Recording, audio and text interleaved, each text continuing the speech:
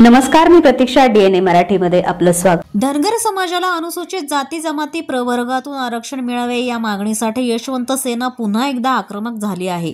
यशवंत सेनेचे अध्यक्ष बाळासाहेब दोडतले, माणिकराव दांगडे आणि अण्णासाहेब रुपनवर यांच्यासह कार्यकर्ते पुण्यश्लोक अहिल्यादेवी होळकर यांच्या जन्मगावी असलेल्या कीर्तिस्तंभापाशी आजपासून आमरण उपोषणाला सुरुवात करत आहे. 2 वर्षांपूर्वीही यशवंत सेनेने आंदोलन केलं होतं. त्यावेळी शासनानं शिंदे समिती स्थापन केली होती.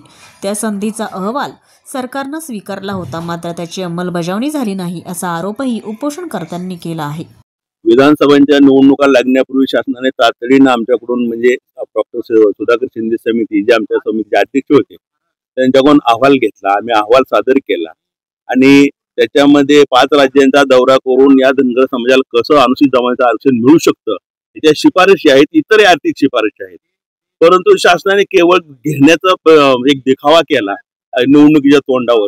ह्या समाजाची मतही घेतली आणि त्याच्यावर जे काही अंमलबजावणी करायला पाहिजे त्याचं ना निवडणुकीपूर्वी केली ना निवडणुकीनंतर केली. योगायोगाने हे शासन आलं की ज्या शासनाने अहवाल स्वीकारला होता. मग आमचं मत आहे की तुम्हाला काही करायचं होतं, 2 वर्षापूर्वी आम्ही 21 दिवसाचं उपोषण केलं, तुम्ही त्यानंतर ही शिंदे समिती नेमली आणि त्याच्याकडून तुम्ही अहवाल घेतलात आणि त्याच्यावर काहीच कारवाई करणार नसाल तर ही एक प्रकारे ह्या समाजाची फसवणूकच आहे ना.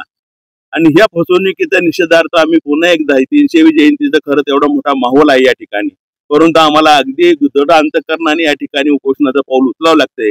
आणि आमची आजही अशी धारणा आहे की शासन हे याच्याकडे तातडीने लक्ष देईल, अन्यथा या उपोषणाचं आंदोलन हे राज्यभर पसरेल की जे या समाजामध्ये तीव्र सध्या भावना आहेत त्या तीव्र प्रतिक्रिया या पुढच्या काळामध्ये उमटत राहतील. दिवसाचं आमरण उपोषण झालं, त्यानंतर 8 दिवसाचं उपोषण झालं. राज्य सरकारने समितीचा अहवाल, डॉक्टर सुधाकर शिंदे समितीचा अहवाल फक्त घेतलाय, तो आणखीन स्वीकारलेला नाही. 2 निवडणुका गेल्या, 1 महिने गेले, वर्ष झालं, 1 वर्ष मला वाटतं त्यांनी स्वीकारलेलं नाही. या आता उद्या 31 मे या दिवशी राजमाता अहिल्यादेवीची 300वी जयंती. संपूर्ण देश हा खूप मोठ्या उत्साहात साजरा करतोय, परंतु अहिल्यादेवींचे लेकरं काही मागण्यांसाठी कित्येक वर्षापासून हे टाहो पडत आहेत.